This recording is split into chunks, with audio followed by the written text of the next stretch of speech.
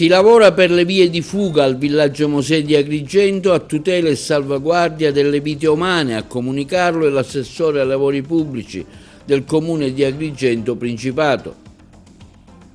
Corso di formazione per i giornalisti al Libero Consorzio di Agrigento, consegnati i premi del concorso giornalismo siciliano, l'addetto stampa dell'anno.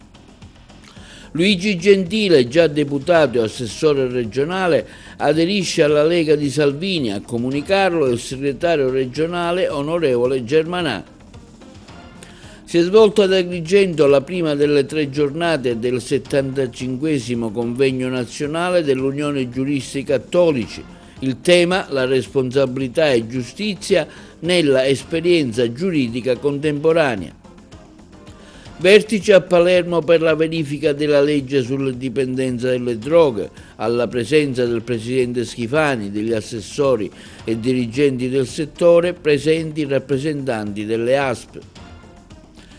Ritrovato il giovane di 36 anni scomparso ieri ad Agrigento, Ivan Di Caro, furto in un'abitazione di un professionista in città, a Licata uccide inconsapevolmente un collega durante una manovra con l'autocarro.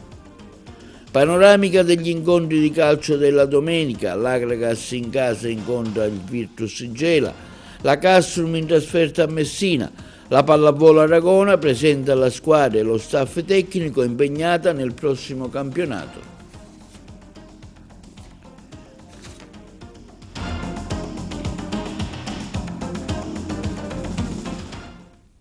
Buongiorno, benvenuti con un nuovo appuntamento di TV Notizie di oggi 25 ottobre sabato. Il comune di Agrigento lavora per la via di fuga del villaggio Mosè. Si tratta di un'opera necessaria e tanto attesa, un percorso alternativo che in tempi rapidi potrà costituire una via di fuga sicura a tutela e salvaguardia delle vite umane. A comunicarlo è l'assessore ai lavori pubblici del comune di Agrigento, Gerlando Principato, il nostro servizio. Il comune di Agrigento sta lavorando per la via di fuga del villaggio Mosè. Si tratta di un'opera necessaria e tanto attesa, un percorso alternativo che in tempi rapidi potrà costituire una via di fuga sicura a tutela e salvaguardia delle vite umane. Se da un lato stiamo continuando a dialogare con AICA affinché intervenga con opportuni accorgimenti di pulizia e ripristino della condotta fognaria, in modo da renderla adeguata e capace di evitare i frequenti allagamenti che da anni si stanno verificando nella zona di Viale Cannatello, con seri rischi per la pubblica incolumità e gravi disagi per i residenti, dall'altro, come più volte chiesto alla Regione, si guarda a interventi mirati di ottimizzazione della rete e di collegamento delle acque bianche nella zona antistante il Palacongressi, coinvolgimento nel collettore di Via dei Fiumi, in località Villaggio Mosè. Si tratta di un progetto stimato di oltre €1 milione, relativo ai sottoservizi, indispensabile per evitare gli allegamenti lungo il viale Cannatello e rendere il sistema di deflusso delle acque meteoriche più efficiente, con una maggiore portata verso Via dei Fiumi e quindi verso il mare. Così ha dichiarato l'assessore comunale ai lavori pubblici di Agrigento, Gerlando Principato. Dall'altro lato, prosegue l'assessore comunale Principato, si guarda oltre con una programmazione concreta e di lungo respiro. Il comune ha infatti concluso l'iter per l'affidamento della progettazione della via di fuga del villaggio Mosè, un'infrastruttura strategica che consentirà il collegamento diretto tra Viale Leonardo Sciascia e Viale Cannatello attraverso l'unione e l'adeguamento di vie già esistenti, Boris Giuliano, Via Sirio, Michele Lizzi.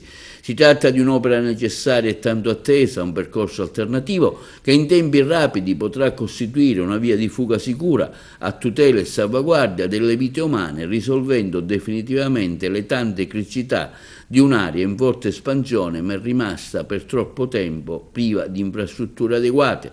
Le progettazioni finanziate, grazie a un decreto regionale, sono state affidate alle figure professionali coinvolte, archeologo, strutturista, geologo, e porteranno in breve tempo alla definizione di un progetto esecutivo cantierabile, pronto a essere candidato a linee di finanziamento regionali o a richieste dirette alla Presidenza della Regione, all'assessorato alle infrastrutture e alla protezione civile, nell'ambito delle misure dedicate alla via di fuga e alla sicurezza del territorio. E si è svolto oggi presso l'Aula Luigi Giglia del Libero Consorzio di Agrigento un incontro sulla formazione professionale organizzato dall'Ordine dei Giornalisti di Sicilia in collaborazione con l'Asso Stampa e del gruppo Uffici Stampa. Durante il convegno sono stati segnati dei riconoscimenti a vari giornalisti siciliani che si sono distinti per meriti professionali. Ha portato il saluto ai presenti il presidente del Libero Consorzio di Agrigento Giuseppe Pendolino, che si è soffermato sull'importanza della libertà di stampa e sulla verifica delle fake news. Il servizio. Si è svolto oggi presso l'Aula Giglia del Libero Consorzio Comunale di Agrigento un interessante incontro organizzato dall'Ordine Regionale dei Giornalisti sul tema quei tesori di informazione e comunicazione, professionalità, strategie e competenze per la promozione del patrimonio culturale Agrigento 2025.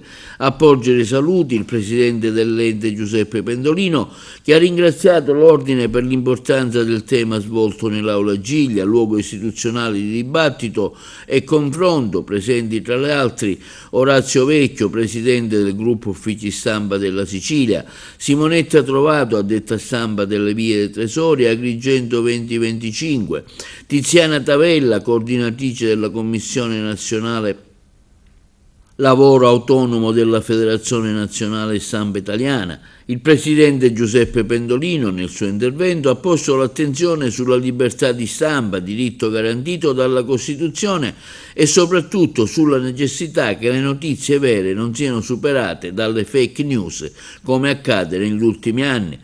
Piena solidarietà e convinta è stata espressa da tutti i colleghi presenti a Sigfrido Ranucci, figura storica del giornalismo italiano, dopo il fallito attentato alla sua persona. Durante l'incontro sono stati premiati alcuni giornalisti che si sono distinti per meriti professionali: Nuccio Molino, capo dell'ufficio stampa del Comune di Catania, Alessandro Ricupero, direttore dell'ufficio comunicazioni sociali dell'Arcidiocesi di Siracusa, Sara La Rosa, responsabile dell'ufficio stampa del Parco dei Nebrodi, i vincitori del premio giornalismo siciliano, l'addetto stampa dell'anno rispettivamente nella sezione pubblica amministrazione, della sezione imprese, organizzazioni private e no profit e della targa giornalista GUS intitolata a Massimo Bellomo Ugdalena. Uno speciale riconoscimento è stato assegnato a Rosa Di Stefano per la sua attività a supporto del sindacato. Il premio, giunto alla sua 6ª edizione, è organizzato dal GUS, Gruppo Uffici Stampa, specializzazione di Asso Stampa Sicilia, in collaborazione con lo stesso sindacato regionale e l'Ordine dei Giornalisti di Sicilia. L'agrigentino Luigi Gentile, già deputato regionale ed ex assessore, aderisce alla Lega. A comunicarlo il segretario della Lega della regione Nino Germanà. Il nostro approfondimento. Continua inarrestabile la crescita della Lega in Sicilia, aderisce al partito Luigi Gentile, ex assessore regionale alle infrastrutture.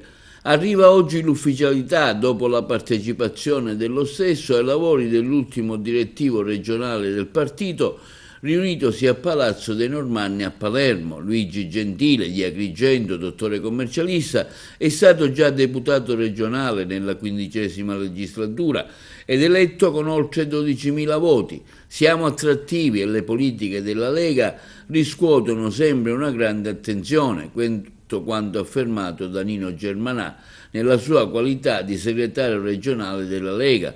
Luigi Gentile sottolinea dal canto suo l'impegno del ministro Matteo Salvini per il Sud e l'armonia che si respira nella Lega siciliana, come motivi che lo hanno spinto a rimettersi in gioco. Mai come in questo momento, afferma l'ex assessore regionale agrigentino Gentile, la Sicilia ha visto una quantità di investimenti infrastrutturali, dal raddoppio ferroviario agli investimenti sui porti, alle tante strade provinciali. È il momento del riscatto che tanto abbiamo aspettato e il ponte sullo stretto fungerà da attrattore e da acceleratore per colmare quel gap infrastrutturale che ci divide dal resto del paese. Accogliamo Luigi Gentile e gli amici del suo gruppo nella nostra grande famiglia, consapevoli che darà un grande contributo al partito, ben sapendo che stiamo mettendo su un gruppo dirigente in grado di affrontare le sfide per fare crescere la Sicilia e garantire il progresso. Questo quanto ha affermato il segretario regionale della Lega in Sicilia, Nino Germanà. Al via ieri presso la sede del Parco della Valle di Agrigento il 75° convegno nazionale di studi organizzato dall'Unione Giuristi Cattolici Italiani, avente come oggetto responsabilità e giustizia nell'esperienza giuridica contemporanea. Noi abbiamo seguito il convegno e vi proponiamo delle interviste. Unione regionale Giuristi Cattolici, 2 giorni dedicati ai temi della giustizia, ecco, un momento di confronto tra colleghi anche con la partecipazione di esperti del settore. Sì, è un momento importante di approfondimento di studi che ha voluto l'Unione Giuristi Cattolici Nazionale, e ringrazio di aver scelto la città di Agrigento perché questa città è la città che ha dato i lustri a personaggi importanti nel mondo del diritto e dell'impegno cattolico. Ricordiamo Gaspare Ambrosini, ma anche Enrico Giuseppe La Loggia, Angelo Bonfiglio, ma ricordare anche il giudice Saetta e il giudice Livatino. Per questo l'Unione Giuristi Cattolici di Agrigento in questi 2 giorni ha voluto approfondire le tematiche concernenti il diritto e la responsabilità. La vostra funzione nel territorio?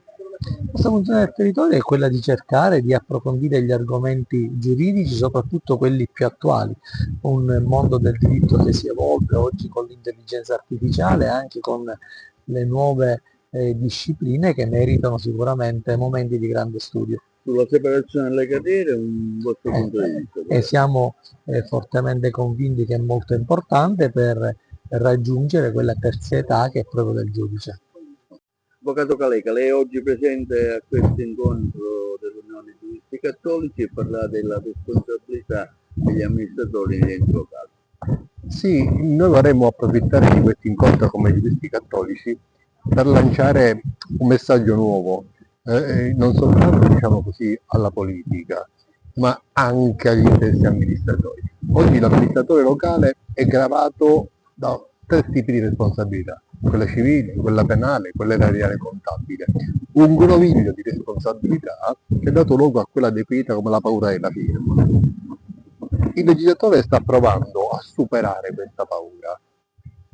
Ora però, se vogliamo essere diciamo sinceri fino in fondo, questo tipo di responsabilità così composita nasce da un convincimento, se vogliamo così, occulto, da un pensiero subliminale. L'amministratore degli enti locali, si pensa in generale, è un soggetto che fa il bene pubblico e il bene comune solo se glielo impone la legge e ha il timore della sanzione. Se l'amministratore venisse lasciato senza vincoli, senza norme che glielo impongono, farebbe il bene suo o quello della sua famiglia. È inutile che ci nascondiamo. Questo concetto deve essere superato. Oggi gli amministratori devono vivere il loro impegno come responsabilità nei confronti della comunità. Questo qui per la verità il legislatore ha cominciato a farlo ed è un messaggio che bisogna raccogliere. Nel nuovo codice dei contratti pubblici, 1, articolo 2, se non ricordo male, stabilisce un principio fondamentale, che è il principio della fiducia. Si pensi per esempio alla possibilità di scegliere le modalità dell'appalto tra gara pubblica oppure come dire, scelta più individuale, addirittura affidamento diretto. Ecco, il legislatore mette nel sistema un'iniezione di fiducia nei confronti degli amministratori. Gli stessi devono essere in grado di raccoglierla, questa fiducia, e di mettere in pratica comportamenti, ecco, che consentano, come dire, il rafforzarsi di questa fiducia. È una fiducia nei confronti degli amministratori e anche una fiducia nei confronti dei cittadini. Insieme si può creare una repubblica nuova. È inutile che parliamo di contrasto con la magistratura, con l'amministratura penale. È un fatto di principio che bisogna cominciare a costruire. Questo convegno, credo, che serve a questo. In un momento in cui diciamo, gli amministratori locali hanno tante difficoltà ad amministrare. Sì, io penso per esempio ecco per esempio che vada riscritta, dico chiaramente, la responsabilità sanzionatoria che nasce dalla dichiarazione del dissesto dei comuni.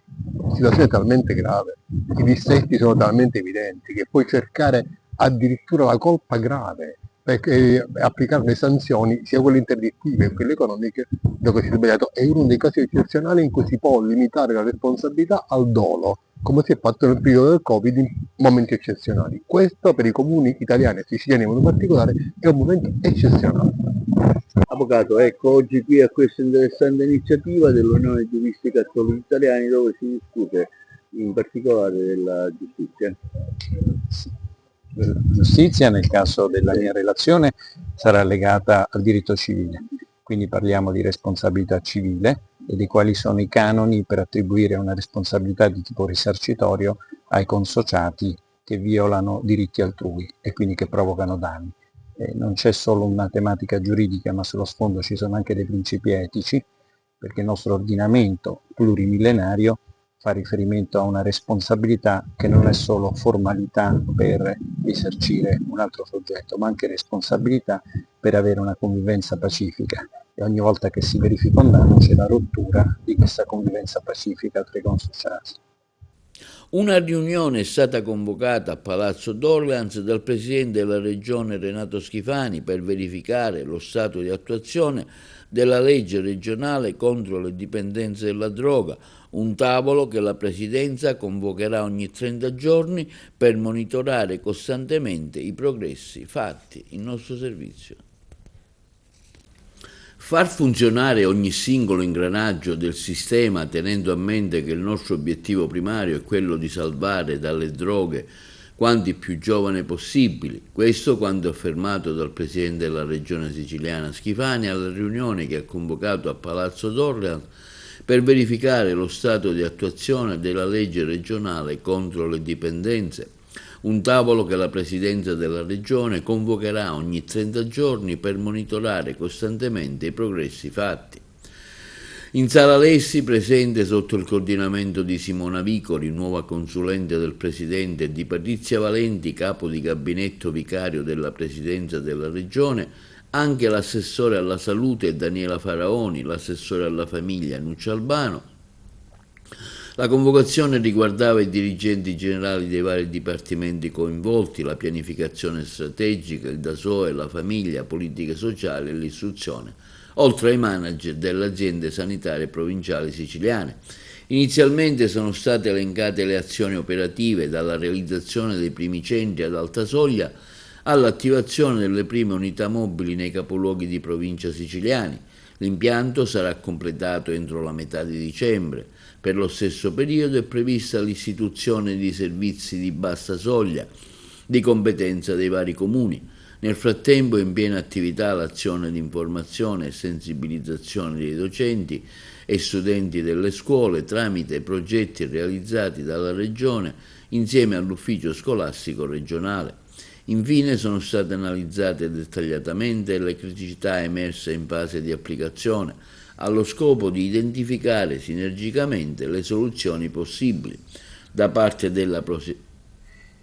ha proseguito Schifani, c'è la massima disponibilità a coadiuvare le strutture coinvolte. Questo governo crede fermamente in questa legge e nei suoi scopi. Abbiamo stanziato le risorse necessarie per realizzare quanto previsto dalla norma e seppur sia risultata molto farraginosa nella sua applicazione, ci aspettiamo che tutti lavorino concretamente e velocemente per realizzare quella rete sanitaria, sociale, educativa che abbiamo immaginato per combattere un fenomeno che purtroppo interessa troppi giovani e preoccupa tanti genitori siciliani. Puliamo il mondo 2025. Anche nel 2025 il comune di Sant'Angelo Muxaro ha aderito alla storica campagna di Lega Ambiente Puliamo il mondo. Le interviste. Anche quest'anno Sant'Angelo Muxaro con i suoi bambini e i suoi ragazzi partecipa all'edizione di Puliamo il Mondo, un'iniziativa di sensibilizzazione all'ecologia organizzata da Legambiente e che riscuote negli anni tantissime adesioni da parte di comuni e scuole. Quest'anno le scuole che partecipano sono l'infanzia, la primaria e la seconda del primo grado di Sant'Angelo Muxaro. Assieme ai nostri ragazzi faremo un giro del borgo per pulire, diciamo, quello che c'è, quello che lasciano, e sensibilizzarli e anche aiutarli a capire negli argomenti dell'ecologia e della raccolta differenziata. Un momento importante appunto per i nostri ragazzi, ma anche per la comunità intera che si trova a partecipare a questo evento nazionale di Legambiente. Oggi, come ogni anno, abbiamo organizzato questa bella giornata di Puliamo il Mondo con Legambiente. Come ogni anno è una manifestazione come dire, molto riuscita, perché i bambini sono entusiasti e quindi inculchiamo, è importante perché dobbiamo inculcare nei bambini, nei ragazzi, questa idea che ognuno possa fare la propria parte, quindi non aspettare che facciano gli altri, ma è giusto che ognuno faccia la propria parte, iniziando anche da queste piccole cose, per cui siamo veramente contenti e la rifaremo sicuramente il prossimo anno. Anche quest'anno il Comune di Sant'Angelo Muxaro ha aderito alla campagna nazionale di Legambiente Puliamo il Mondo. L'iniziativa è in collaborazione con le riserve naturali Grotta di Sant'Angelo Muxaro e Macalupe d'Aragona. I ragazzi si stanno cimentando a pulire le vie principali del paese, che comunque risulta abbastanza pulito. Come riserva riteniamo che iniziative di questo tipo siano estremamente importanti, in particolare anche per tutelare il comprensorio di Sant'Angelo Muxaro ed evitare praticamente che vengano distribuiti rifiuti nelle campagne in un'area, in un contesto naturalistico estremamente importante come quello di Sant'Angelo Muxaro. E il sociologo Francesco Pira interviene oggi sul dibattito di questi giorni di vietare l'insegnamento dell'educazione sessuale nelle scuole. Sentiamo lo stesso professore Pira. In questi giorni c'è un dibattito molto aperto sulla scelta di vietare l'educazione sessuale nelle scuole medie e di introdurre il consenso informato alle superiori. A mio avviso si tratta di un cortocircuito istituzionale significativo. La scuola dovrebbe essere il presidio educativo più autorevole, il presidio educativo più sicuro, e invece rischiamo di farla sostituire dall'industria pornografica, che è diventata la principale fonte di apprendimento sulla sessualità per i nostri bambini e i nostri ragazzi. Non dimentichiamoci che molti di loro hanno dei profili falsi con cui accedono ai canali pornografici. Questa scelta è come se decidessimo di spegnere la luce in aula sperando che i ragazzi poi si possano orientare al buio. E sotto questo aspetto io credo che bisogna far tesoro anche di quelle che sono le esperienze anche che noi studiosi abbiamo fatto sul campo. Io incontro in tutta Italia centinaia di preadolescenti, adolescenti, li ho ascoltati nei loro silenzi, nelle loro fragilità, nel loro bisogno spesso inespresso di essere accompagnati nel riconoscere le emozioni, il rispetto del corpo, il consenso, la relazione autentica. Ecco, quando noi adulti non riusciamo a proporre una narrazione educativa, il rischio è che si affermi quella più accessibile, ma anche quella più distorta, che è quella della pornografia online. E quindi è lì che molti ragazzi da soli provano a costruire la propria idea di intimità, di relazione e identità. È un terreno che non è neutro, è pieno di stereotipi, di violenza simbolica, di modelli che sono tossici. Dobbiamo fare qualcosa, occorre una scuola che non abbia paura di parlare di sentimenti, di identità, di sessualità in modo serio e in modo scientifico, ma occorre anche che noi ci relazioniamo con i genitori, perché oggi molte famiglie non riescono a parlare di questi argomenti. Ci sono famiglie che sono disorientate di fronte alla velocità dei cambiamenti culturali, e quindi un'alleanza educativa tra scuola, famiglia e territorio è l'unico modo per contrastare questo vuoto formativo che lascia spazio alla pornografia, che diventa una sorta di surrogato educativo. Non possiamo arretrare adesso, perché mentre cresce il disagio relazionale, mentre il dato sul primo rapporto sessuale ci dice che ormai sono sotto i 13 anni, bisogna interrogarsi, perché metà degli adolescenti non parla mai di sesso in famiglia, sceglie il silenzio, che è una forma di complicità. Qui non dobbiamo continuare a fare questioni ideologiche, dobbiamo avere responsabilità educativa, e questo è il futuro che noi dobbiamo assicurare ai nostri figli. Al via i corsi di educazione stradale per l'anno scolastico 2025-2026, la presentazione nella sala ONU del Teatro Massimo di Palermo, un'iniziativa per sensibilizzare e informare i giovani studenti sui comportamenti responsabili da adottare alla guida. I colleghi di Palermo. Istituzioni scolastiche al centro di un percorso fondato sulla legalità e la sicurezza stradale che il Corpo della Polizia Municipale di Palermo porta avanti da 61 anni, uno strumento per formare e sensibilizzare i giovani a comportamenti prudenti e responsabili durante la guida. Stamattina alla Sala ONU del Teatro Massimo la presentazione alla città in vista dei prossimi incontri nelle scuole.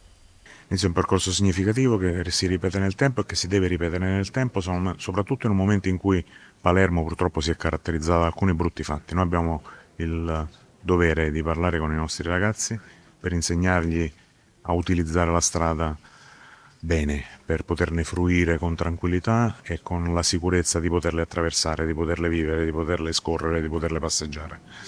È un metodo che abbiamo capito che, anche se costa un po' di lavoro, però funziona, e continuiamo a portarlo avanti. Dal 1964 la Polizia Municipale di Palermo è nelle scuole e compie quell'attività educativa che è necessaria per formare il ragazzo, anche perché d'altra parte lo vediamo anche giornalmente, molto spesso il cittadino palermitano non è incline, diciamo, al rispetto delle regole, e questo naturalmente in futuro può creare problemi, così come è stato. Quindi credo che dalla scuola, così come per la legalità, la lotta alla mafia, la lotta contro gli stupefacenti, sia importante questo contributo scolastico che possa naturalmente creare un domani un cittadino modello. Quest'anno abbiamo ideato qualcosa di carino per le scuole, le direzioni didattiche, ormai sono tutti istituti comprensivi, quindi avremo una collaborazione con una scuola professionale che farà delle attività di trucco, cioè disegneremo con colori atossici i cartelli stradali, potremo anche organizzare dei fumetti con trucco. Invece per le scuole medie, sempre una scuola professionale si occuperà di relazionare circa le parti meccaniche, sistemi frenanti, delle motociclette, degli monopattini e delle biciclette. Visto la mobilità sostenibile, ma soprattutto questi mezzi leggeri, bisognava dare un attimino più di attenzione a questi mezzi. Per gli istituti superiori la collaborazione si ripete, sempre con dei medici volontari che amplieranno e arricchiranno questi corsi di educazione stradale con le tecniche di primo soccorso e con la partecipazione di alcuni avvocati che parleranno delle conseguenze penali se si guida sotto effetto di alcol e stupefacenti. Linea alla regia per la pubblicità. Passiamo ora alla cronaca. È stato ritrovato il 36enne agrigentino di cui non si avevano più notizie della mattina. L'uomo, uscito di casa per recarsi all'ufficio postale, non era rientrato, aveva fatto scattare l'allarme tra familiari e forze dell'ordine e il giovane Ivan Di Caro. A rintracciarlo sono stati i poliziotti della sezione volanti della questura di Agrigento, che lo hanno trovato in stato di semi-incoscienza nei pressi di via Callicratide. Immediatamente è stato richiesto l'intervento del 118, che lo hanno soccorso sul posto e trasportato in ospedale. Secondo le prime informazioni, l'uomo avrebbe accusato una forte crisi emotiva che lo avrebbe portato a un malore improvviso. Le sue condizioni non sarebbero gravi, ma resta sotto stato di osservazione per accertamenti medici. A denunciare la scomparsa era stata la fidanzata. La polizia ha avviato le verifiche per chiarire le cause dell'allontanamento e ricostruire con precisione cosa sia effettivamente accaduto nelle ore della scomparsa. Il ritrovamento ha posto fine all'apprensione della famiglia e di quanti avevano già partecipato alle varie ricerche. Presa di mira l'abitazione di un libero professionista nel centro di Agrigento, ignoti malviventi in pieno giorno, approfittando della momentanea assenza del proprietario e dei suoi familiari, si sono intrufolati nell'appartamento dopo aver forzato la porta d'ingresso. Una volta all'interno hanno messo a soqquadro alcune stanze e hanno trovato e portato via denaro contanti. Il bottino era valutato sui 50.000 euro. A fare l'amara scoperta del furto è stato lo stesso proprietario, appena tornato a casa, che ha avvisato il 112. Ad occuparsi delle indagini sono i carabinieri di Agrigento. E non si accorge della presenza di un collega durante una manovra con l'autocarro e lo travolge uccidendolo. Un bracciante agricolo di 67 anni, Alexandru Suciu, di origine romena e residente a Licata, è morto dopo essere stato travolto da un autocarro. Inutili tentativi dei sanitari del 118 di rianimarlo. Il tragico incidente sul lavoro è avvenuto all'interno di un fondo di un'azienda agricola nelle campagne di Licata. Sul posto sono intervenuti i carabinieri della compagnia di Licata che hanno avviato le indagini. La Procura della Repubblica di Agrigento ha aperto un'inchiesta e disposto il sequestro del corpo e dell'auto. Sia il titolare dell'azienda che il 25enne immigrato alla guida del mezzo pesante sono indagati per omicidio colposo. Secondo una prima ricostruzione, il conducente ha effettuato una manovra con l'autocarro non accorgendosi della presenza del collega di lavoro. L'imbatto non ha lasciato scampo al 67enne romeno. Indagini sono in corso per verificare il rispetto delle norme sul lavoro. Il 25enne risulterebbe impiegato irregolarmente. Passiamo ora alle notizie sportive con una carrellata dei vari campionati di calcio che interessano le squadre siciliane. Iniziamo con la Serie D, Eccellenza Girone A, Promozione Girone A e D. Le interviste al mister Sebi Catania dell'Akragas, che domani incontrerà il Vigor Gela, mentre la Castrum sarà in trasferta a Messina. Ce ne parla più approfonditamente il collega Carmelo Lentini. Solita carrellata dei vari campionati di calcio che interessano direttamente le squadre siciliane. Iniziamo dalla Serie D, Castrum Favara al Francoscoglio contro il Messina di Pippo Romano e Giovanni Martello. Una sfida tanto attesa che richiamerà un folto numero di tifosi favaresi al seguito della squadra del cuore. La gara è stata affidata a Lorenzo Spinelli di Cuneo con assistenti Luca Casula di Carbonia e Francesco Serusi di Oristano. Derby importantissimo a Barcellona tra la neocapolista Novegea e la Nissa, mentre la Regina cerca gloria e punti importanti a San Cataldo. Derby tra vicini di casa, in campo infatti ci saranno Acireale e Paternò, entrambe in cerca di punti interessanti. In giornata di derby nel torneo di Eccellenza Girone A, Si affrontano infatti Camarat e Unitas Sciacca.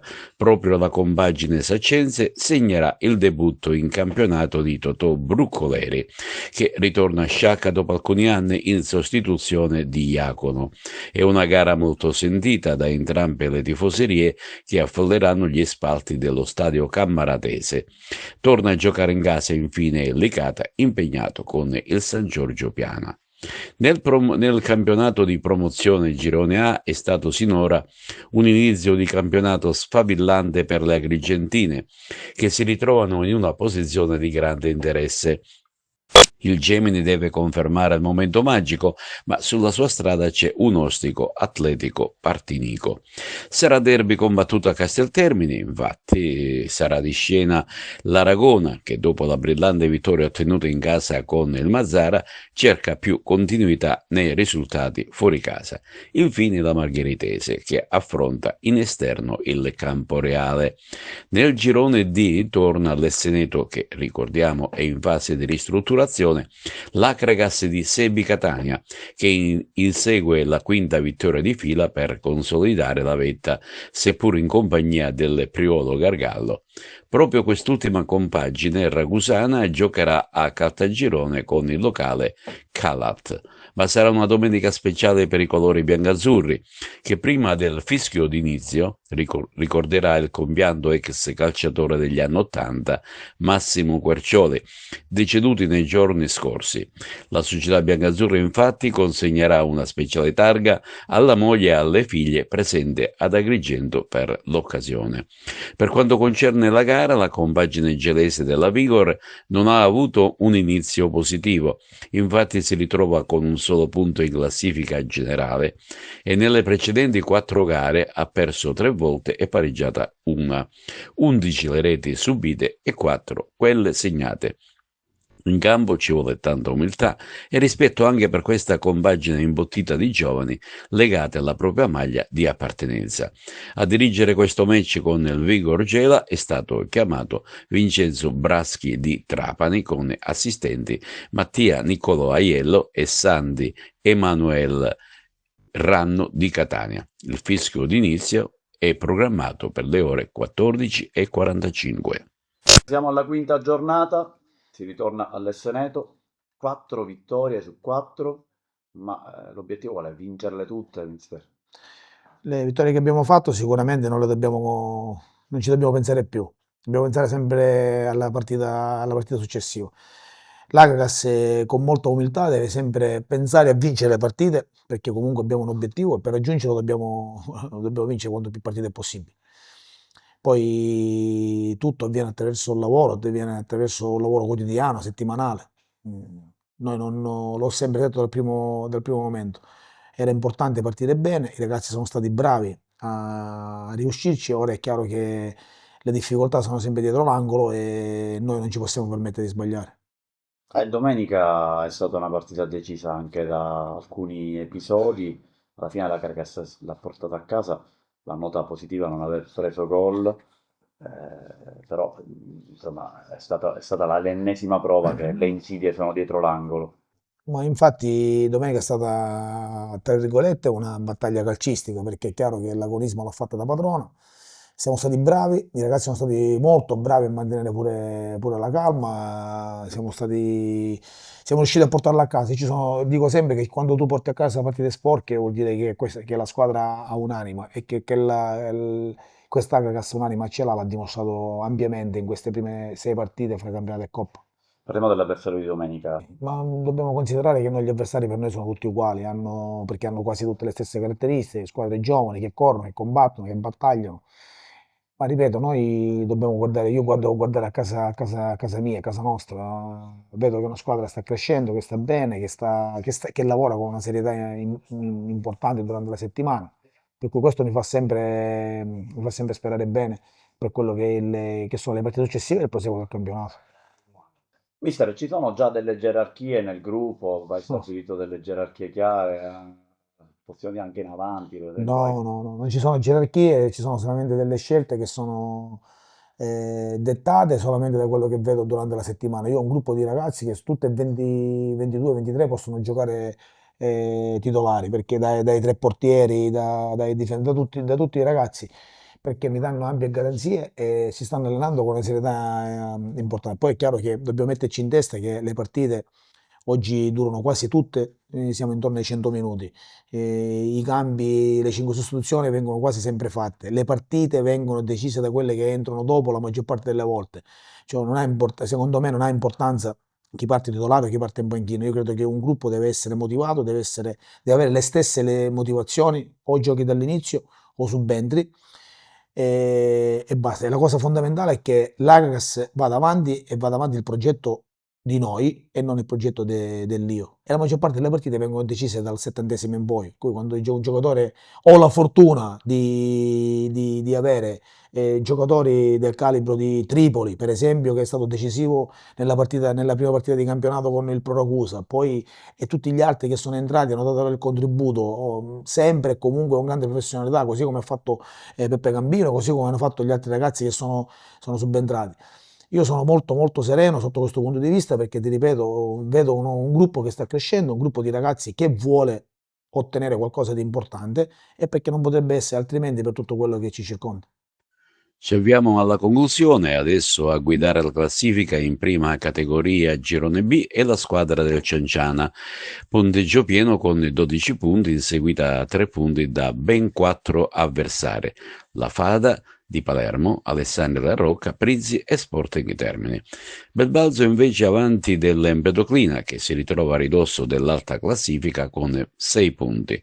Domenica prossima, cioè domani, sarà derby tra Alessandria La Rocca ed Empedoclina, mentre il Cianciana ritorna in casa con il Rangers. È stata una serata all'insegna dello sport e dell'amicizia, quella organizzata dalla Pallavolo Aragona, organizzata in un noto ristorante La Scala dei Turchi, ove è stata presentata dal presidente Nino Di Giacomo la squadra e lo staff al completo insieme agli sponsor che la sosterranno nel prossimo campionato. Le interviste. Presidente, ci siamo, inizia il campionato, ma intanto l'incontro con gli sponsor, l'importanza di avere alle spalle grosse aziende che sostengono e supportano la Pallavolo Aragona.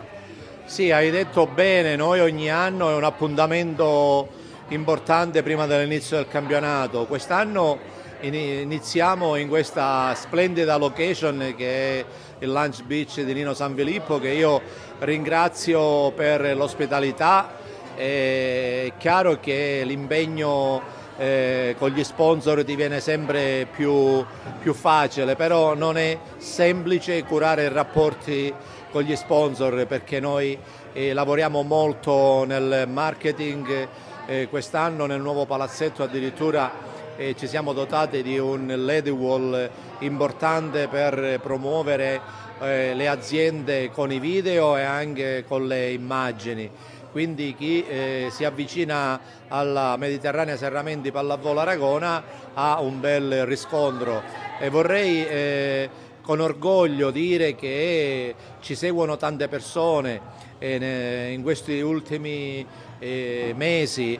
Abbiamo noi avuto un'impennata bestiale su Facebook, siamo a quasi 7.000, 6.500 già li abbiamo passati follower, siamo a 2.000 su Instagram, siamo a 1.100 su TikTok, da circa un mese che abbiamo aperto questo social. Abbiamo un'altra pagina, un gruppo degli affezionati della Mediterranea Serramenti che ha più di 2.000 seguaci, quindi da un punto di vista mediatico siamo molto seguiti. Devo ringraziare anche la stampa locale che ci segue con simpatia e affetto, e li ringrazio a tutti quanti.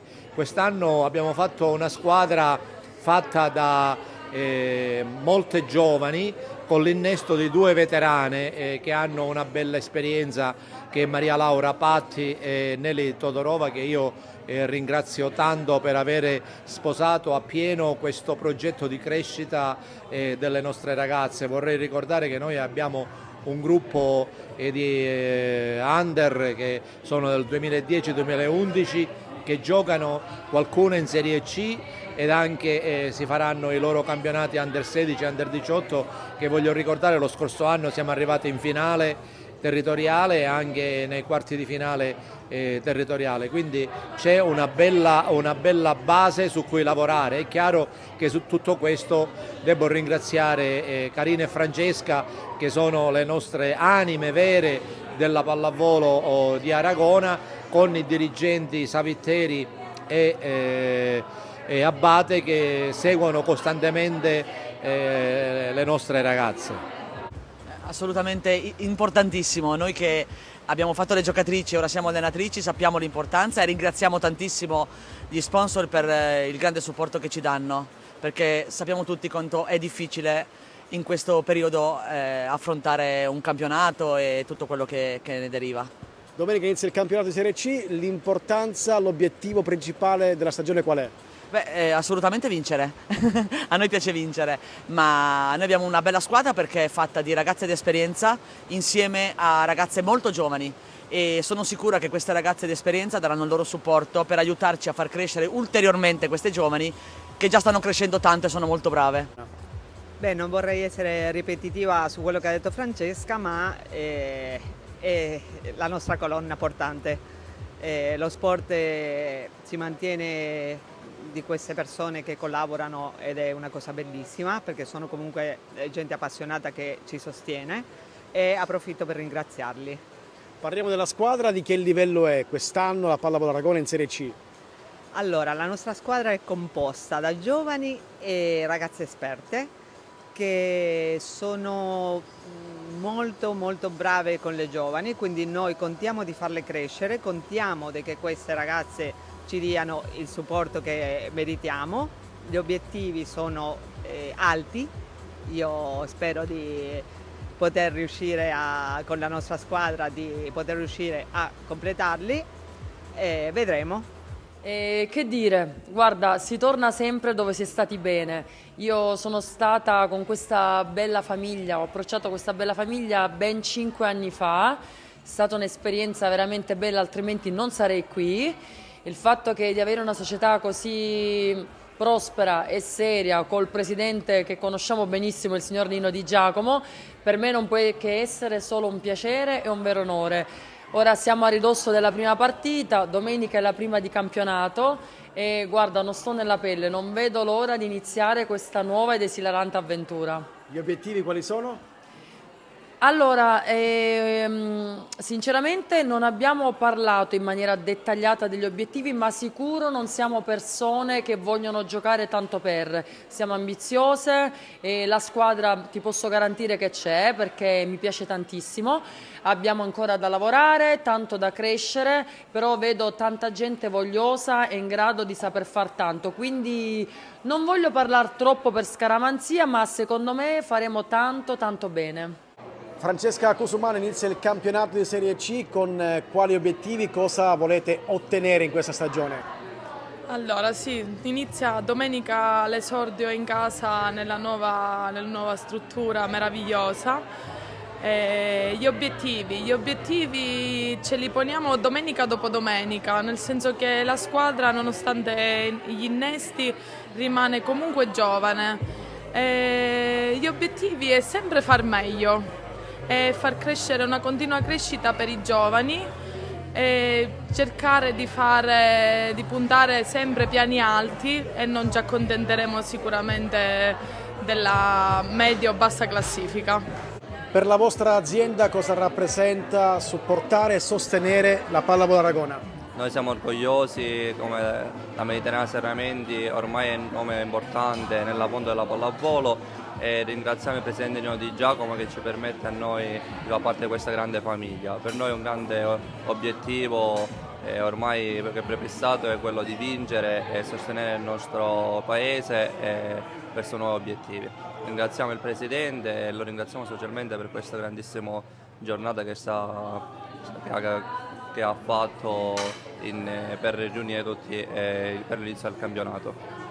Allora, Sergio Vella, anche quest'anno il supporto alla Pallavolo Aragona per la vostra azienda cosa rappresenta? Cosa vuol dire? Beh, io credo che qualsiasi azienda italiana non deve solo badare ai profitti, ma deve anche lasciare qualcosa sul territorio. e noi che puntiamo molto alla sostenibilità e all'economia circolare ci piace lasciare traccia di tutto questo anche attraverso lo sport, quindi finanziando e supportando le cose belle che esistono nel nostro territorio, cioè lo sport. Come azienda agrigentina siamo felicissimi di sostenere la pallavolo Aragona e speriamo di poter ospitarle nuovamente durante la stagione e vorremmo occuparci dell'aspetto gioioso delle loro future vittorie e siamo qui alla Scala dei Turchi ad aspettarle qualsiasi volta vogliono tornare. E torna l'ora solare nella notte di oggi 25 e domenica 26 ottobre, le lancette dell'orologio, indietro di un'ora il passaggio dall'ora legale all'ora solare avverrà alle 3 di domenica 26 ottobre, quando gli orologi dovranno tornare indietro alle 2.